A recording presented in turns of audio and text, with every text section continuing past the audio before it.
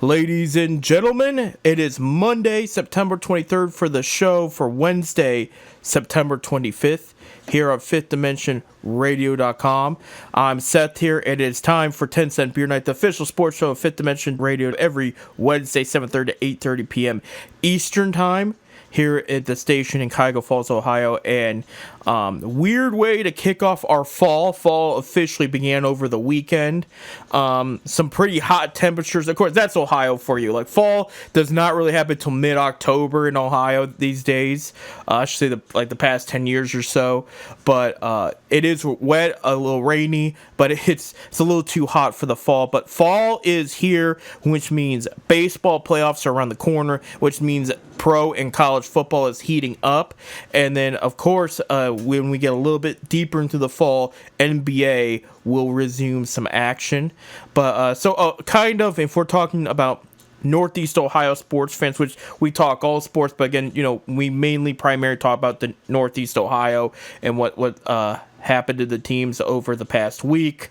A lot of mixed reviews. We're going to start with the good news first, and the good news is the Cleveland Guardians clinched a playoff spot midweek last week, and then over the weekend clinched the division. And so they will be headed into the postseason officially. They are expected to be the number 2 seed of the American League. I say expected because right now they've pretty much already confirmed they're going to be either the first or second. Yankees right now are first.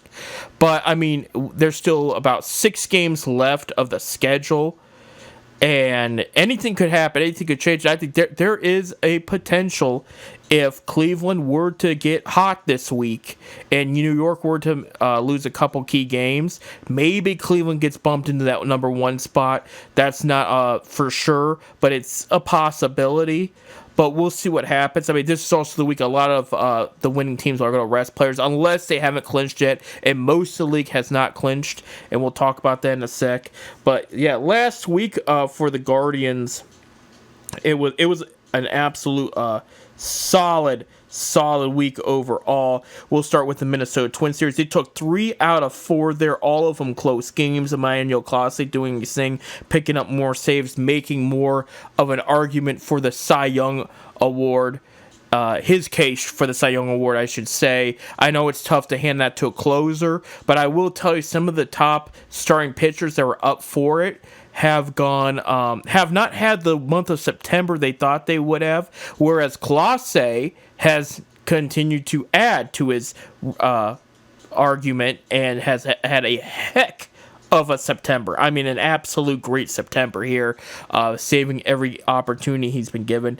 They did drop 1 to Minnesota, like I mentioned, but I mean, that kind of hurt Minnesota's playoff chances. They're still in the thick of things. Right now, if things were end, Minnesota would be in the playoffs. But, I mean, to talk about potentially catching up in the race of the division and locking up their playoff stance early, win away in that series. Now, this is where it gets weird. Over the weekend for Cleveland, okay, they win Friday night, and that's when they won the Central, too. They win it in St. Louis. Remember, St. Louis is a team, I said they should sweep this team. They lost the series to the Cardinals 2 out of 3. All right, they won Friday night 5-1, lost Saturday 5-6, and lost Sunday 1-2. Okay, so Friday they officially clinched, and they had another party in the dugout there where they were spraying each other with champagne and whatnot. I would say cool moment for Cleveland Guardians manager Stephen Vogt. He was gifted by the players when they clinched their playoff spot, not when they clinched the division, but about Wednesday when they clinched the playoff spot. The team awarded him, the players went out and made him a custom-made Cleveland Guardians wrestling belt and gave it to him. That was pretty cool. I mean, the design and everything, it was a legit gift. This was awesome. So that I liked seeing that, but I was surprised over the weekend they lost that series to the Cardinals. Doesn't mean anything. Well, I get the postseason is a new season, but you do want to end on the best foot possible going into the playoffs, and that was a team they should have at least won the series. I had them sweeping, and that did not happen. So the rest of the Cleveland Guardians games for the season, they're off to, while I'm recording the show, they're off Monday. Okay, so no game today. They do play the Cincinnati Reds in Cleveland. The whole last two series are in Cleveland. 2 games against the Reds. Reds have been officially eliminated from any playoff contention. They actually fired David Bell this morning. Their manager, who got the extension last year, they thought they were going the right direction. They really liked him. They took a couple steps backwards this year, which was a little disappointing because on paper, they have a talented team. They really do. So they fired him this morning. So in the offseason, the Reds are going to be seeking a new manager there. Going back, I'm going to try to see when the last time they played the Reds. Here, let me see the regular season. I'm looking because I know they took the lead against the Reds earlier this year because we're going way back. We got to go to June. Yeah, in Cincinnati, they took 1 out of 2, and they have not. That was in June 12th and 14th. 11th and 12th. Duh. They did not skip a day there. There was no rain out. But so the series is tied at 1 right now. You know, it's the Battle of Ohio, so Cincinnati's still going to show up. But again, Cincinnati's at a point right now. They're going to just start playing certain players, get kind of a head start of what to do with the roster next year, get some idea, while Cleveland should still be trying to win these games. I know every starter scheduled this week that's supposed to play in the playoffs is supposed to play this week. They're not going to rest anybody, and I think it's because they can't. You have a young starting rotation, regardless if you got the number 2 seed or not. You didn't really have a 20-game or I would even say 17-game winner in this rotation. It was a bunch of guys that did a very good job, but needed to still prove themselves game in and game out, and still don't have as much experience. Some of them don't have any experience in that rotation going into the playoffs. So you still got to go out there, pitch, make sure you're fresh, make sure you get all your mistakes out of the way in the last regular season games, and then move forward and get mentally adjusted for the postseason there. This is the next series. The last series is a big one. Friday to Sunday. They have Thursday off. In Cleveland, they're playing the Houston Astros, and this is why this is big. If the playoffs were to start tomorrow, Cleveland would play the winner of the 3-game series between the Minnesota Twins and the Houston Astros. Now, I'm going to tell you this much. If the Twins would pull off the upset in that series, I would have Cleveland sweeping the Twins and going to the ALCS. Yes, I think they have the Twins number. I don't think it's going to be as big of a fight as you think. Now, I have Houston mentally winning that series against Minnesota. And if that happens, I'm jumping the gun early here, okay? I have Houston winning the series against Cleveland 3-1. And the reason being is, first of all, a lot of that Houston team, again, has been there in the playoffs with specifically Houston within the past 10 years. They know the adjustments they need to make. They know what it takes to get to the World Series, and even some of them to win it. Houston is going to be a very tough team still in the postseason. I think the scariest teams for Cleveland, if we're talking about who's going to postseason, I'll even say Kansas City will put up a fight, but Cleveland will edge them out. But I'm going to say Baltimore, New York, and Houston. All right? And it's just that at the end of the day, Cleveland starting pitching needs to hold their own, and their hitting needs to find a way to put more runs on the board. Yes, their bullpen is very good. That's the biggest surprise of the year, not just for Cleveland, but for baseball, period. I went in the season thinking this bullpen wasn't going to do anything. I thought this bullpen was going to be shot. Like, Clase was going to be the only thing good at the bullpen. I still have it. Before the season started, I said he's the best closer in the game. He's going to be fine. Everybody else, though, done. And that did not, the opposite happened. And the reason being I thought they were going to be done was Cleveland was not drafting good relief pitchers. They didn't have a ton of great relief pitchers throughout the minor league system. Some of them did much better this year. In the minor leagues, I should say. That gives them a little bit more options going forward. But here's the bottom line. If the young starting pitching gives up 4 or more runs very early in the game, you're already in trouble. Steven Kwan's on the injured list right now. He could be realistically back by the first game of the postseason. But the point of being is your best contact hitter is not in the lineup for your last week and a half of baseball, and you don't know if he's going to aggravate that injury in any kind of way. So you know there's a little bit of anxiety about what your lineup's going to look like going into the postseason. Jose Ramirez and Josh Naylor cannot carry the team deeper into the playoffs, I should say. They're going to need some bats that are going to step up, and that was something that hurt them late. I know last year at this time they were pretty much eliminated, but going into September last year, which was Tito Francona's last September, he's the best coach manager in September and possibly in Major League Baseball history, and the bats did not do the job. Okay? They've had a shaky second half. But despite what they've done, I'll give them credit, like, they got 90 wins, they won the division, that's awesome.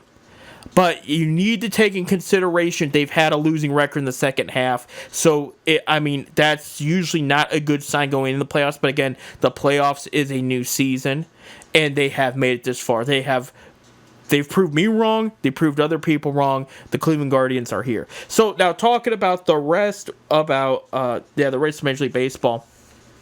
Guards were the only team to clinch their division over this past week. Yankees clinched a playoff spot the day before the Guards did. So Yankees are in. They do have a couple wins ahead of the Guardians for that number one spot. But Yankees have not won their division yet. Their division leading Houston Astros are 85-71 in the West, for the AL West, I should say. I think they're a game away from locking up that division. Second to them in that division is the Mariners at 80-76. You got 5 games. Some of them have 6 games left of the schedule this week. So I think one more win by Houston. Not a lot of teams are playing today. Is Houston playing today? Yes, they are. And they're playing Seattle. So, okay, if they win today, they could seal the deal for that division there. In the wild card, in order, Baltimore Orioles 86-70 right now.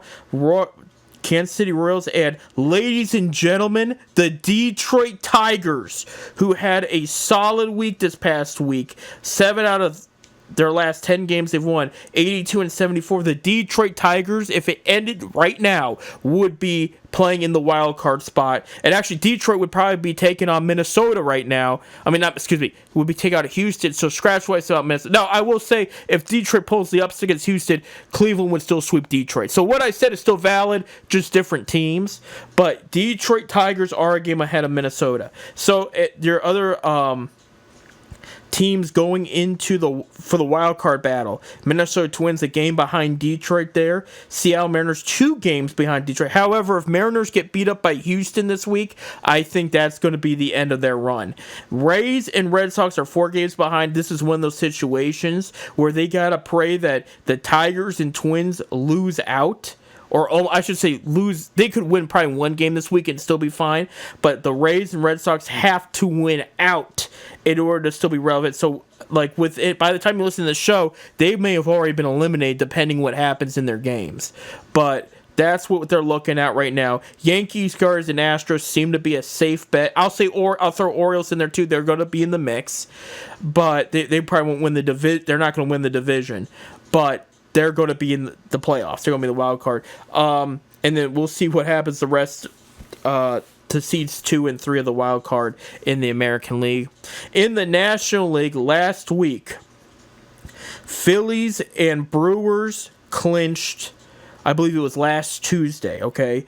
Brewers clinched the division when they clinched. So they're the only team in the National League that has won the division. And Los Angeles Dodgers, who are would be the number 1 seed right now in the playoffs for most wins. They have 93 wins. They clinched right after Philly and Milwaukee did. Okay, so Dodgers are 1 game better than the Phillies right now, which is big because the Phillies were like number 1 for most of the season this year. Dodgers have since then played much better. And Phillies had a couple iffy weeks, like won half the games, whatever. But you have a couple weeks of that late in the season. That's enough to set you back. It's a big deal for the Brewers. They won the division here because their manager, last year's manager, Craig Counsell, was poached by division rival Chicago Cubs, who played in paid him way more. Cubs are pretty much out. They're the 5th team in the wild card race, and they're pretty much eliminated. I mean, it's not going to happen. So that was a big deal. They lose their manager. They really wanted to bring him back. They instead have to hire a new guy, and this guy does even better. So that was a good for the Brewers there. So Dodgers, Phillies, and Brewers have locked up their spot. Dodgers and Phillies should know soon about if they're going to lock up their divisions, but it's looking very likely. In the wild card race in the National League, San Diego Padres 90-66, Mets, New York Mets, and Arizona Diamondbacks 87-69 apiece. The only team right now that is a threat to move up and eliminate one of those wildcard teams is the Atlanta Braves, who are 85-71. They're 2 games behind. The rest are 7 or more games behind and have pretty much been eliminated at this point. So that's it. So it's all up to the Braves if they're going to shake things up. If not, you're looking at the Padres, the Mets, and the Diamondbacks. And why that is big here is, first of all, if you follow the Los Angeles Dodgers at all, the past 2 years, they've been eliminated in the NLDS by a divisional foe while they were supposed to be predicted to be the World Series competitor or representative of the National League, I should say. And 2 years ago, it was the Padres. All right, Padres can go on and lose the NLCS. Last year, the Diamondbacks, big upset. Take out the Dodgers 3-1. They go on and they actually go to the World Series. They lose 4-1 in the World Series against the Texas Rangers, but they were there. Okay, so it's something to watch out for. If the Dodgers do indeed get the first seed, there is a chance, a good chance, they are going to meet a divisional foe in the NLDS. And then it's going to be interesting to see what happens with Philly and Milwaukee as well, as far as that goes. The team I'm more interested to see, I should say, for these playoffs in the National League, New York Mets, the hottest second half team in Major League Baseball. After the All-Star game, if you would have told me the Mets are coming back, they're going to be in the discussion, they're going to clinch a playoff spot, I would have told you it's very unlikely. All this has to happen, that's got to happen, and it did happen. That was the shocker. Led by former Cleveland Indian Francisco Lindor, this second half for the New York Mets has been absolutely impressive. Just without a doubt. And I am going to be curious to see if they can carry that heat with them into the postseason. But, ladies and gentlemen, that is what your playoffs are shaping up as right now. So, in the National League, 3 spots have already been taken. In the American League, 2 spots have been taken. And it looks like a very, very close run in the American League. It is going to be exciting. It's going to be interesting. But I think the part I find a little weird when we're talking about Cleveland being in the postseason, this is a team with too much unknowns going in the postseason. I've never seen a Cleveland team that had gone into October with a lot of question marks as they do, because you're not sure if the rotation, the hitting's going to be there. You need both to win the World Series, and you're just not sure who's going to show up when the time matters. This is where some of the younger players are going to need to step up and show they belong on the team, and this is where you're going to need to see veterans like Jose Ramirez show why they signed those lengthy contracts. So I got to take a break. When we come back, we're going to talk some college football. A few upsets in the top 25. Ohio State wins, and MAC play is underway. We're going to talk about that and more. Stay tuned.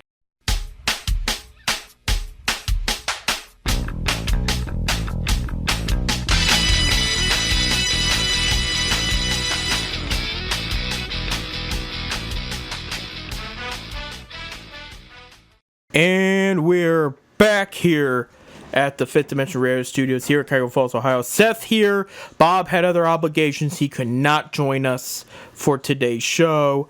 So it's just, you're going to just have to listen to me. So I apologize in advance. But another great weekend of college football. Some upsets, some not. Here's your top 25 scores over the past weekend. On Friday, final in overtime, a great matchup between number 24 Illinois and number 22 Nebraska. A Big Ten matchup too. Illinois wins 31-24, and they are 4-0 now. So I think they're going to rise up onto the rankings there. But a great game right there. Marshall loses to Ohio State 49-14. Number 3 Ohio State will probably stay number 3 there. In the North Carolina matchup of NC State and number 21 Clemson, Clemson runs away with it 59-35. Arkansas State loses to number 20 Iowa State 7-52. Georgia Tech loses to number 19 Louisville 19-31. Most of that game was close throughout, but unfortunately for Georgia Tech, Louisville broke away sometime late in the game there. Miami of Ohio kept it close against number 17 Notre Dame for a while, and then Notre Dame broke out and won 28-3 there, so they didn't want to get upsetted by another MAC team, so they made sure to win that one. Number 10 Penn State blows out Kent State 56-0. I will tell you it was, I think, 14-0 at half. So they kept it close. Let me see there, because I was watching part of that one. No, actually, here I should say near half. It was 14. It was 14-0. Like we're talking about with like 5 minutes to go of the second quarter, and then Penn State did make it 28-0 at half there. So Kent kept it as close as they could, but also didn't put any points on the board there. A great game between UCLA and number 16 LSU. LSU ended up winning the game 34-17. But in a MAC showdown, Buffalo upsetted number 23 Northern Illinois 23-20 at Northern Illinois there. A very close matchup. USC tries to come back, but number 11 USC could not and lost to number 18 Michigan at Ann Arbor 24-27 there. And a close matchup, number 12 Utah beat number 14 Oklahoma State 22-19. Utah is now 4-0. And a double overtime battle of final there. Number 7 Missouri hangs on to beat Vanderbilt 30-27. Number 8 Miami goes on and blows out University of South Florida 50-15 there.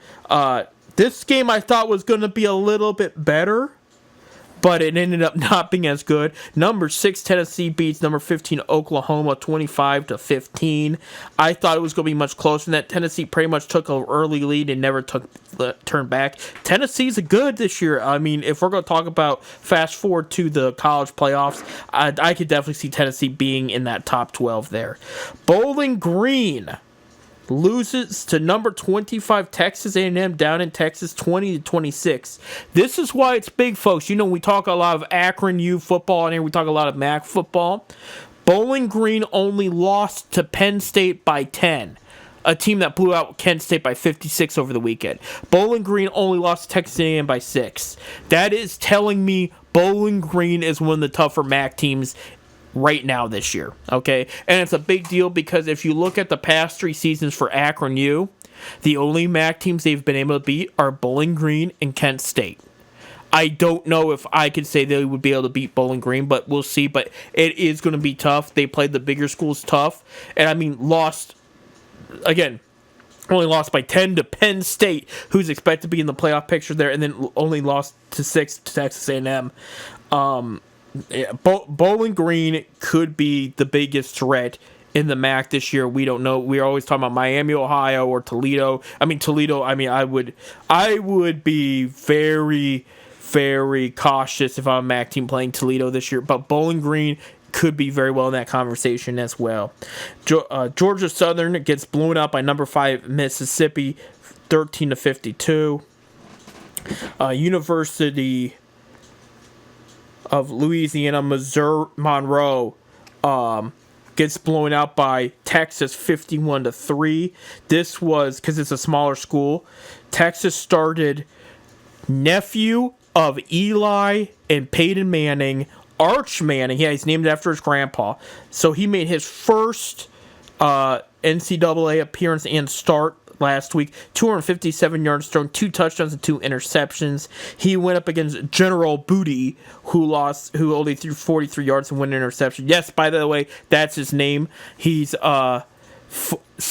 son Is he son? No, nephew. Because there's same thing, with the Mannings brothers. There was 3 Manning brothers, but one didn't go on to play football professionally, and his son is Arch Manning. Okay, same thing with the Booty family. John David Booty, who played for the Minnesota Vikings. This is his nephew. Josh Booty, who used to play for the Cleveland Browns. He actually, fun fact, he played 3 seasons with the Miami Marlins too, the Florida Marlins, excuse me, at the time. But Josh Booty was former third-string backup to Tim Couch and Kelly Holcomb back in the day. It's his nephew, so it was their nephew. General Booty is his name, and that is his name. He went up against the Manning brother. Did not do very well against Texas at all. So best luck to him there. The one upset that did happen was the final ranked game. Kansas State lost to BYU. Number 13 Kansas State lost to BYU 38-9. And BYU is now 4-0. I expect BYU to probably crack that top 25, 24, 23 spot with Northern Illinois losing and Texas A&M barely beating a MAC team. I think they're going to rise up in the power rankings here. Actually, I just got the updated ratings right now as we speak. Let me pull that up for you. In order, number 1, Georgia, number 2, Texas, number 3, Ohio State, number 4, Tennessee, number 5, Miami, Florida, number 6, Ole Miss, number 7, Alabama. So the first 7 there have not changed from last week. Number 8 is Utah. They go up 1 spot. Number 9 is Oregon. They go down 1 spot. Number 10 is Penn State. They go up 1 spot. Number 11, Missouri, goes down 1 spot. Number 12, Clemson, goes up 6 spots. Number 13 is Michigan. They go up 6 spots. Number 14 is USC. They go down 2 spots. Number 15 is LSU. They go down 2 spots. Number 16 is Iowa State. They go down 1 spot. Number 17 is Louisville. They go up 3 spots. Number 18 is Illinois. They stay the same. Number 19 is Oklahoma State. They go down 2 spots. Number 20 is Notre Dame. They actually go up 2. BYU, there they are. They are number 21 in the nation. Actually, they were not ranked, I should say, there last week. Not ranked last week, but it's now number 22 is Iowa. Not ranked last week. Number 23 is Indiana. More Big Ten names, ladies and gentlemen. The Big Ten is moving up. Number 24 is Texas A&M. And number 25 is Oklahoma, dropping 9 spots there. So, hold on. Give me a second here. 8 of the top 25 are in the Big Ten right now. That's crazy. That's just crazy. So, yeah. The biggest move, the biggest shoot up in the rankings was number 8, Illinois. Biggest downgrade was by 9 spots was Oklahoma there. So, there you go. I would say the game I enjoyed the most this past week was Colorado and Baylor. If you didn't hear what happened, Colorado won. They threw a 46-yard touchdown to tie the game with 3 seconds left. In overtime, Colorado gets a touchdown. In college football, everybody gets a chance. So Colorado's got a touchdown. They score 7 points total, including the extra point. Baylor now has to do the same thing. Baylor at the goal line, hands it off. The guy's about to cross the plane. Colorado punched the ball out. A fumble was in the end zone. Colorado recovered. Fans swarmed the field before it was official, but they looked at the replay and said, no, it popped up before he went past the line. So that is a fumble recovered by Colorado. Colorado wins. So that was an exciting game there last week. So games to watch out for week 5. I would say ranked number 20 Oklahoma State at number 23 Kansas State. Watch out for that one. Number 15 Louisville will be at number 16 Notre Dame. All right, so that's a match to watch out. Number 19 Illinois will be at number 9 Penn State. Oh, I can't forget the big one. Number 2 Georgia will be at number 4 Alabama. That's probably the game of the week right there, ladies and gentlemen. At big SEC showdown right there. It'll be exciting. Number 3, Ohio State this weekend will be at Michigan State. I think Ohio State's going to roll there, but be careful because Michigan State has some underrated prospects on that team, including I really dig their quarterback there. Let me pull up his name there. It's not Atticus there. Aiden Childs. Good let's see, good athletic player, some decent height, strong arm, and good overall vision on the field. I watched him a couple weeks ago against Maryland. His issue was while he threw 3 touchdowns, he threw 3 interceptions. But a lot of the time, he is seeing the right. When he's going to make a throw, I should say. He's seeing the right receiver on the field at that time. He's got some good judgment, good vision. The other issue, too, is he's got a strong arm, but his long-range accuracy needs some work. But if he can get that down pat, I mean, this is a guy that has the ability to be a first-round quarterback. If he can get everything together, if he can turn over the ball less, if he can get his long-range accuracy down to pat, because he had some home run looking balls. Excuse me. He had some home run passes he threw in that game that if he would have hit his guy, I mean the guy was wide open. That would have been a blown out game against Maryland there. Let me go back, and they did win that one 27-24 there. He threw 357 yards, 3 touchdowns, 3 interceptions. Rushing the ball, he only did 10 yards at 7 attempts. He prefers to throw it. He prefers to stay in the pocket, but he's got some good legs if he needs to use it there. Against Prairie View, let's see, he threw for 173 yards, 1 touchdown. They pulled him out at a time. Against Boston College, he threw for 241 yards, 3 interceptions. See, that's he's got good ability. He's just got to quit turning over the ball. But this is a guy with a lot of talent, so just something to watch out for. So I think Ohio State will roll, but that's just something to watch out for. You don't want to get upsetted here. Real quick, your Big Ten games on Friday night on Fox. Washington will be at Rutgers. Saturday at noon on Big Ten Network, Maryland will be at Indiana. We're basically into conference play for everybody right now. Noon on Fox, Minnesota will be at number 12, Michigan. Noon on Peacock, you're going to have Nebraska at Purdue. 3:30 p.m. on CBS, Wisconsin will be at number 13, USC.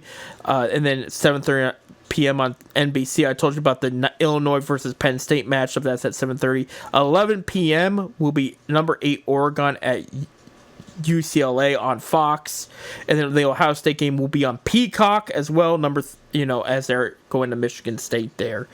In the MAC at noon on CBS Sports Network, Buffalo will be at Connecticut. So Connecticut's not MAC, but still the last non-conference game for Buffalo on their schedule there. Northern Illinois, who played and lost to Buffalo last week, at noon will play against North Carolina State. That's on the CW. ESPN Plus at 1:30 p.m. will have Ball State versus James Madison. So Ball State's going to have an interesting non-conference matchup there. 3:30 p.m. on ESPN Plus, Akron will be at Ohio. Akron suffered a big loss to South Carolina. I thought it was going to be worse than what it really was. They were able to put some points on the board, but all in all, I'm hoping Akron can turn things around and find a way to get their first MAC victory against Ohio in years. 3:30 p.m. on CBS Sports Network, San Diego State will be at Central Michigan. 3:30 p.m. on ESPN Plus, Eastern Michigan goes to Dick Stadium in Kent to play on Kent State, and Kent State could use all the good mojo they need. I will say this matchup could be a close game. I would probably swing a little bit towards Eastern Michigan with this one, but you never know. I mean, these are two teams that need a lot of work, and they're pretty much equally matched at this point. 3:30 p.m. on ESPN Plus, Western Michigan will be at Marshall. Marshall just suffering a bad defeat against Ohio State. I will say that first half of that game, they played pretty solid, though. But then that second half, they got blown out. 3:30 p.m. on ESPN Plus, Massachusetts will be at Miami of Ohio. And then 5 p.m. on ESPN Plus, we have Old Dominion is going to Bowling Green. I got Bowling Green rolling in that one. So more MAC play right there. That's what you got going on for the weekend there. a lot to look forward to, and when the conference play comes, that really separates the boys from the men. Okay, like you could talk about, all right, the upset Northern Illinois over Notre Dame. You could talk about Bowling Green almost upsetting two big dogs at a time. But when it comes to conference play, anybody can beat anybody unless you're a big dog. If you're Ohio State or you're Penn State, Michigan's the defending champ. I don't like them, but they are the defending champs. They are still in the conversation. They did beat USC over the weekend. When the big dogs show up against the other teams in their conference that really could use another year or two of work before they can compete with them, they are going to remind you that they own the conference at this time. But still, you see upsets happen. It does happen. Unfortunately, it's happened to Ohio State before. It's happened to Penn State a lot. The Penn State's been a relevant team for, I would say, easily the past 7 years. And they've had that Big Ten matchup that all of a sudden brought them down a bit.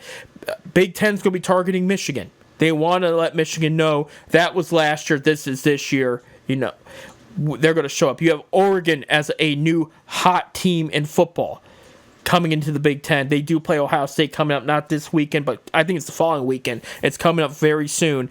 They're going to want to make a statement. So all kinds of stuff's happening. Same thing with the MAC. The MAC has seen Northern Illinois play well. They have seen some other teams play well against the other opponents. Toledo had a couple good games as well. But some of these MAC teams want to say, listen, we want to let you know there's a new dog in town, and we're going to show it.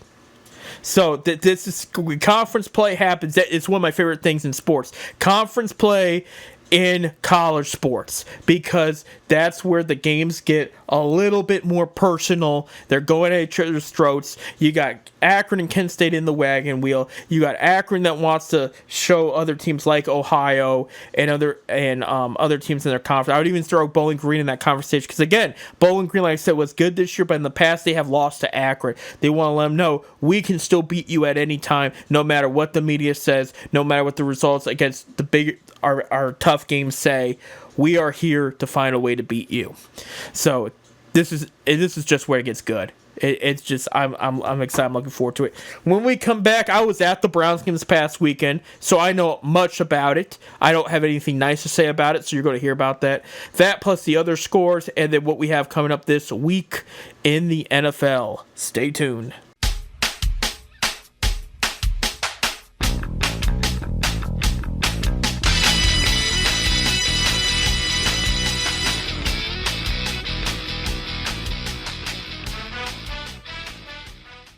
Welcome back to our last segment in this week's 10 Cent Beer Night. First 10 Cent Beer Night of the fall 2024. We'll soon see all the leaves change fall. We'll see Halloween. I don't talk a lot of holidays here on 10 Cent Beer Night. Of course, closer to the holidays, we'll wish a Merry Christmas or Happy Hanukkah, whatever you celebrate. But I am a Halloween guy. I love Halloween. I really do. I have a tradition every year from October 1st to October 31st. I watch a horror movie every night. I'm just that kind of guy. Now I bring it up because I saw a horror movie yesterday. I want to tell you about it. It was called The Cleveland Browns versus the New York Giants in Huntington Bank Stadium in Cleveland, Ohio. I was there in person. And the movie was so bad, I left the stadium very, very angry. I'm gonna spoil the ending for everybody, because some of you know it already, and some of you don't need to be watching the replay unless you're a Giants fan. Then congratulations to you. But the movie ends. The Browns get upsetted, 15-21 against the New York Giants. And it was just bad. Here's my feelings towards the game, because it's like, well, first of all, the Giants are expected to be a bottom 5 team in the league. Okay, Browns are not. The massive loss we took to Dallas was one thing. I mean, I didn't like it. I didn't like it at all. But I said, maybe this is an important loss. You know, take the punch in the face, regroup, and get refocused. Then they go into Jacksonville, who I consider as a playoff threat. Win in Jacksonville. Okay, that was good. So it's like, all right, they look like themselves again. Then they go up and play the Giants. And it's weird because here's the thing. Okay, the defense gave up 21 points to the Giants in the first half. I had a big issue. There was one really bad call made by the refs that should not have been made, and that was when the Cleveland defense, when it was tied at 7. You know what? They may have been up 7-0 at this point. Daniel Jones threw an interception, and they called it back because of quote-unquote roughing the passer, and you saw the defensive player hold to the best of his ability, I forget who it was, and nudged him. A nudge. Not a push, not a shove, a nudge. That's not roughing the passer. And that changed the whole trajectory of the game. Because if Cleveland, who already had forced a turnover, scored a touchdown, forced another turnover, and went to score again, hypothetically, they probably get really motivated to the point that Cleveland takes control of this game for good. Doesn't happen. A couple other penalties later, they move up, and the whole thing is just... It was just bad. It led as a domino effect to bad things. Cleveland loses it. Who do we blame here? Do we blame the coaching staff? Do we blame Deshaun Watson? I'm going to give you the answer I gave at the Dallas game, and I'm going to blame both Stefanski and Watson, and I'm going to tell you why. Okay, first of all, defensively, not bad. They didn't give up any points in the second half. That was huge. Okay. Even with a banged-up Myles Garrett, I mean, it broke our hearts that he was down on the field there, needing a minute for injury. But he got up on his own power, walked away, and actually came back and played a little bit more. And to see that stadium chant Myles' name was huge. So I'm not going to blame the defense on this. I will also tell you, Malik Neighbors, the star rookie for the Giants, he made a couple miraculous catches that... 2 of those catches were touchdowns. So he made 2 difficult catches to get those points on the board. There's nothing you can do about that. So that was whatever. With the defense, I can live with what happened. Offensively, first of all, again, this is where I blame Stefanski more than anything. Too many penalties. Too many holding calls on the offensive line. Jerome Ford would make a great run for 10 plus yards, get called back on a holding call. Okay? Offensive line, we have some good depth. We have some good starters. We just lost, by the way, like as I'm talking, there was breaking news. Wyatt Teller to miss at least 4 games. Okay, he's got a grade 2 MCL sprain. That's not good. He had to leave the game yesterday. Jedrick Wills returned to the game for the first time this season. He's day-to-day right now because he may have re-injured something. And then John Hudson, the other left tackle, may have injured something. Now, there was... I'll tell you in a little bit of how they could potentially fix that problem there with the left tackles. But guys went down. A couple guys came in and stepped up. You know, the O-line was not the greatest, but you got to get rid of the ball too. And that's where the issues I had with Watson was, you know, he would say hike. He would improperly read the defenses. And then would basically go in panic mode. Roll out, try to figure out a way how to extend the play. And it's like, man, he should have some idea before he hikes that ball of what he's going to throw to. I've heard an excuse. I guess we have the 3rd slowest wide receiver group in the league. Okay, a lot of these guys have proven that they're very good, you know, and we know we have some guys like Elijah Moore with some great speed. I can't say that's the problem. You know, I mean, somebody's got to be open in those situations, and he's just not hitting them. You've heard me say it again before when Baker Mayfield was here. When he got rid of the ball, 1, 2, 3, after hike, his throws were very more productive and accurate, and he got himself in a rhythm. Okay, Kevin Stefanski in the past has praised former players such as Phillip Rivers of why, hey, you know why they don't get sacked? They get rid of the ball within 3 seconds. That pocket collapses fast no matter how good your offensive line is. Watson is holding onto the ball too long. Okay? Interesting interview with Warren Moon, former NFL superstar. He had mentioned he thinks the outside noise with Watson and his legal case may be getting in his head during game day. He said those kind of things happen. He goes, he was about to get his life back. He was about to get his career back on track. And then something else popped up. And he thinks it's messing with his head. If it's true or not, somebody get that figured out. Because they need to start seeing more consistent play from him. Was he the worst we've ever had? No way. Okay, I get it. Maybe at the end of the day, the Browns lose this trade when everything's said and done. We don't know for sure yet. But I'm going to tell you this much. When... you look at the past 30-some quarterbacks we've started since 1999 and you rank them, Watson's in that top 5. And I get it's because we had a lot of bad ones. I mean, a lot of bad ones. Our offensive coordinator, Ken Dorsey, was the worst one we ever had. This guy was just very tough to watch. Now, he's a coach now.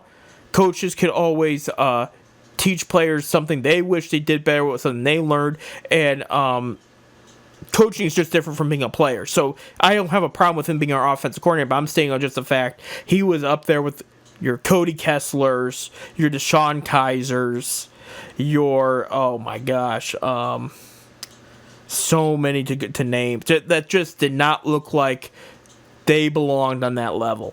It just, you know, and I meant the couple guys I did mention did not even have a career as a backup. They were just Johnny Manziel I would throw out there too. It just did not pan out. It did not work out at all. Brady Quinn, but I would say Watson's better than those guys, but this is a guy surrounded by a bunch of talent, and he needs to, especially when you're playing a team like the Giants, who, by the way, defensively does not have bad talent. Offensively, outside Daniel Jones, there's some good weapons there, but it's like this was a team. This game they should have won. If we simulate the rest of the season, they missed the playoffs by one game. This is the first game I'm thinking of. That, man, things could have been different if they would have just won this game. But as the quarterback of your team, in great weather conditions, mind you, it was a bright, hot, sunny day yesterday in Cleveland. There was no rain. It wasn't like in Jacksonville where people were dropping the ball because of rain. I can live with that. They found a way to win with that. I called Amari Cooper turning things around in that game. I did make that prediction, and that worked out. Had him starting some fantasy teams. That was good. But as far as the Watson thing, I mean, the fans were cheering for Jameis. Okay, that was bad. I didn't. I'm not a big Jameis Winston fan. I'd rather give Watson more chances than Jameis. The thing with Winston, strong arm, but he's prone to turning it over. He makes too many risky throws. But here's the one thing. If I were to point out one issue I had with Watson's gameplay yesterday that concerned me, it was his arm strength. Because he was brought in as this very strong, very accurate arm. He could, great accuracy all over the field, great arm strength where he could throw it 60-plus yards and make that pass. There was some underthrown, medium-sized passes he had thrown to Amari Cooper and a couple other receivers that didn't even really make it to them. They turned around, put their heads up in the air and went like, what is going on? This guy just cannot get the ball to me. That concerns me. This guy does not have the same arm that he did when they brought him in. And, I mean, you could be looking at changes. I know there's rumors, and I'm not saying this is a legitimate rumor. I'm not saying it's going to happen, but that Ryan Tannehill is sitting there in free agency, and he could fit that Browns offense. You still have Dorian Thompson-Robinson on the team. You still have Jameis Winston on the team. Anything could happen. Right now, they're going to still roll the Watson thing out, but I'm telling you, if they lose next week, and I have them losing, we'll talk about that in a sec, it's going to make you wonder if there's going to be a change, because you do not want to leave in September 1 and 3. It's not a good look at all. So with Wyatt Teller out, maybe Zach Zinter, the rookie, gets some looks there. There was one offensive lineman somebody said is a free agent that would fit at left tackle. I can't find it. I think his last name was Brown. Former Kansas City Chief and Tampa Bay Buccaneer. He won a Super Bowl for each. Is sitting there in free agency, and they said he could be a good fit. Oh, I've lost the article, so I can't find it. But that's an idea. I don't know if they'll go that route, only because they tend to like to just use what they have, and they have some idea. I mean, here's what I see. if you want a more positive perspective, if Wills cannot play next week, Jack Conklin is that close on playing, they will start Conklin at left tackle and then DeJuan Jones at right tackle. That's a solid move within itself. Because you have two reliable tackles.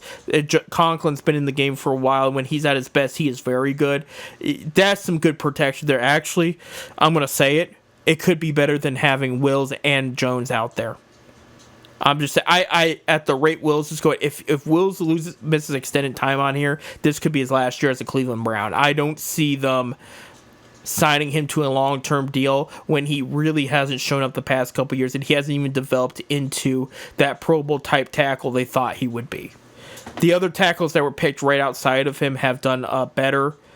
There was, with the exception of whoever the Jets picked, that one did not work out. But everybody else has been to at least a Pro Bowl.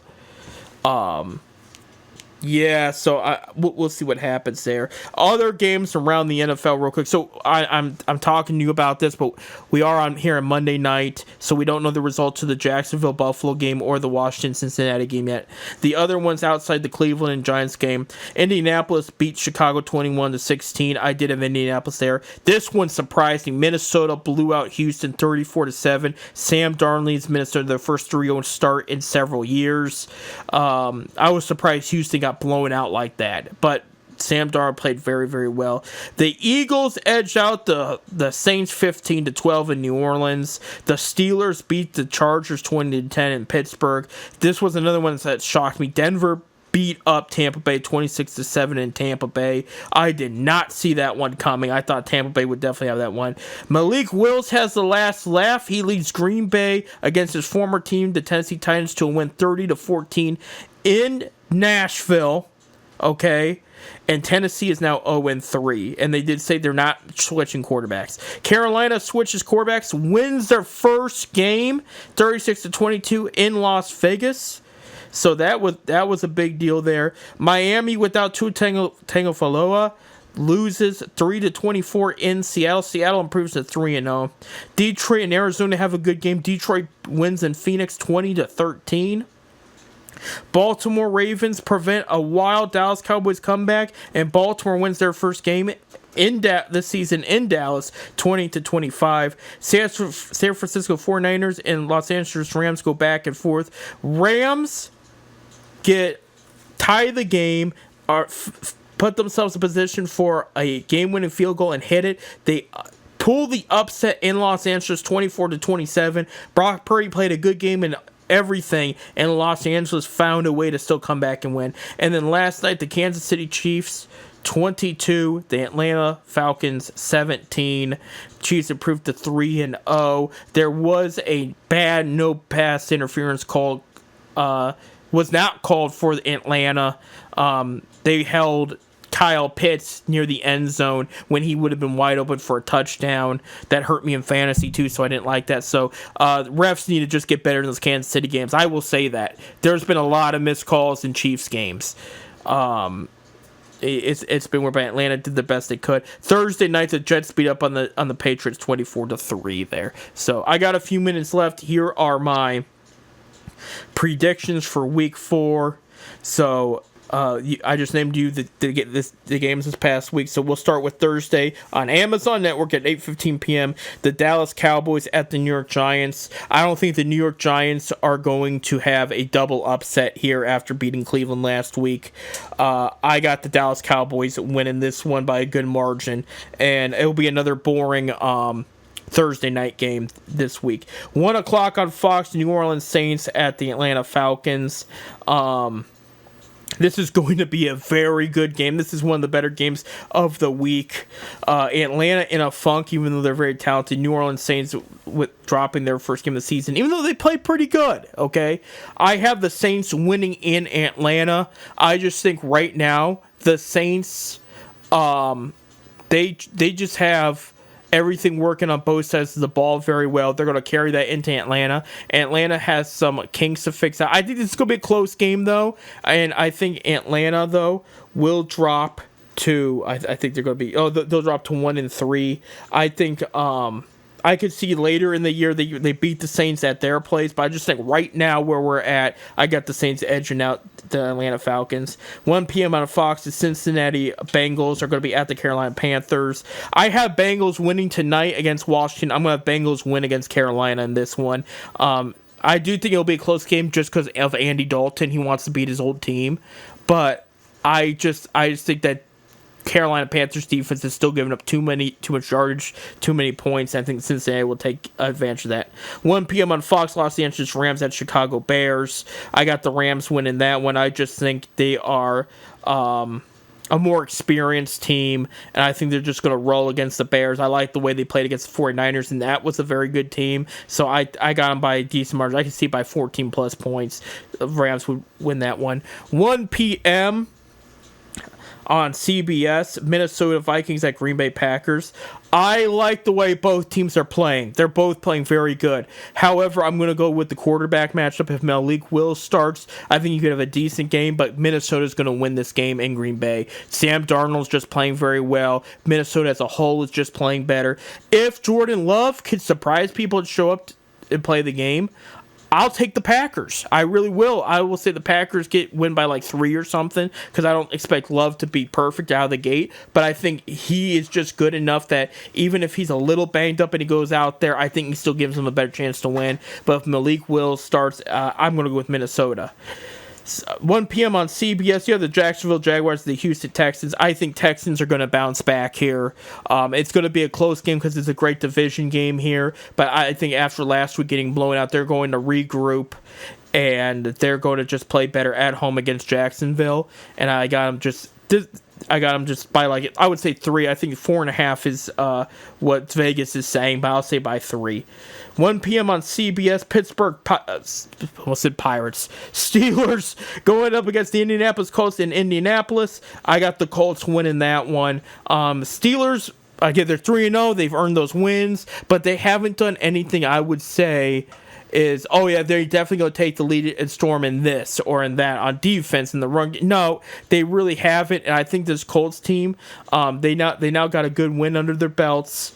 I think that's going to make them feel good. They're going to use that win to really, really push the envelope and get a streak started here, or try to, I should say, at least. I think they match up well against Pittsburgh in this one, and they'll win at home. 1 p.m. on CBS, Denver Broncos at the New York Jets. I'll give Denver credit. They beat that game against the Buccaneers. I didn't think they were going to beat, but I got the Jets winning this one at home. I just think that the Aaron Rodgers getting a spark back. Jets defense not playing too shabby right now. I think they match up better against Denver here. 1 p.m. on Fox, Philadelphia Eagles at Tampa Bay Buccaneers. Give me the red hot Eagles right now. Tampa Bay losing that bad one at home to the Broncos is not a good sign there. I just thought they would play so much better. I mean, this was a team that came out the gate, won 2 very good games, and now they're at away games, I should mention. They're at home for back-to-back games, and I just think if you look at this matchup, and I get it, Tampa Bay beat the Eagles in the playoffs. But Tampa Bay then moved on to play the Lions. Lions beat Tampa Bay. Tampa Bay got their revenge on the Lions already this season. Philly's going to get the revenge on the Buccaneers. And I would say Philly by 7, okay? 4:05 p.m. on Fox, Washington Commanders at Arizona Cardinals. Cardinals are playing everybody tough. Cardinals are the surprise team of the league this year. Give me the Cardinals. Give them to me by like 10, 13 points, but I think they will win this game at home. 4:05 p.m. on Fox, New England Patriots at San Francisco 49ers. 49ers bounce back after that bad loss to the Rams. I think 49ers by 17 plus here at home. I think they'll play New England very well. 4:25 p.m. on CBS, Cleveland Browns at Las Vegas Raiders. Look, Cleveland, I hate to do this to you, but you made me very upset this past weekend. You beat a team, you lost to a team you should have definitely beaten. Good teams don't do that. I have the Browns losing to Las Vegas by 5 points. Prove me wrong. Seriously, prove me wrong. But right now, I do not have confidence that you're going to lose to the team that just lost to the Carolina Panthers. 4:25 p.m. on CBS, Kansas City Chiefs at the Los Angeles Chargers. I got Kansas City winning this game. I think it'll be close by like 7 points, like what you saw with them against Atlanta. But I got Kansas City winning that one. And then Sunday night, waiting all day for Sunday night on NBC. Buffalo Bills against Baltimore Ravens. This is going to be a great matchup. I am going with the Bills in Baltimore by like 3 points. But this is going to be a fantastic game. When you're saying waiting all day for Sunday night like Carrie Underwood does, this is the matchup you want to see on a Sunday night. Monday, we have another doubleheader of games. I don't know this obsession with having 2 Monday night games, but okay. On ESPN on 7:30 p.m. Tennessee Titans versus Miami Dolphins. This matchup's going to be so bad. This should have been the Thursday night game. You have Miami's backup going up against a very cold Will Levis. I'm going to say we're in Miami. I'm going to go with Miami by 4 points. 24-20 game or something like that there. And then 8:15 p.m. on ABC, Seattle Seahawks versus Detroit Lions. Now this is the Monday night matchup you need. This is going to be a good one here. Give me the Lions at home by 3 points, but I think this is going to be a back and forth game. This one's going to be a lot of fun, even if Kenneth Walker plays or not. I just think Seattle is doing pretty solid out of the gate with their new coach on both sides of the ball, and Detroit's playing it the way we thought Detroit would play. This is going to be a fun game there. I'm out of time. That's it for me, guys. Thank you for listening, seriously. So next week, we will talk about the Guardians' first playoff matchup. We will talk about how the Browns looked against Vegas. We'll talk about the Zips matchup against Ohio, and then how Ohio State looked against Michigan State. All that and more coming up next week.